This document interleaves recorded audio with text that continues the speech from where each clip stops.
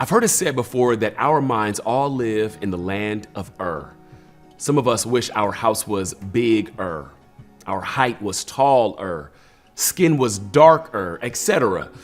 But the land of is filled with people who compare their lives to others.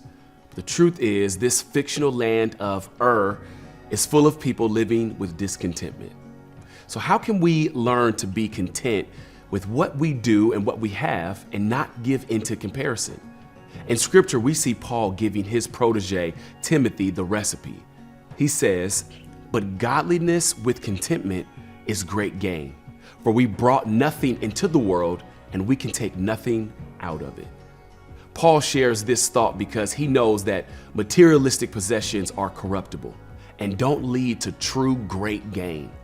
Godliness, our holy pursuit to be more like God, and contentment, independent of all outward things.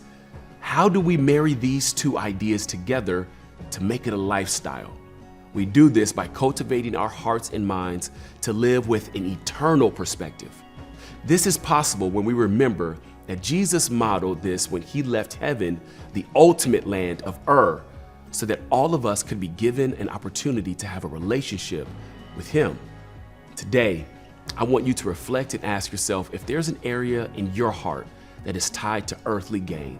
And then, if you choose, put it in the chat, and our team would love to pray that you begin to bring that to Jesus in order to experience the great gain found in him that you and I have been longing for.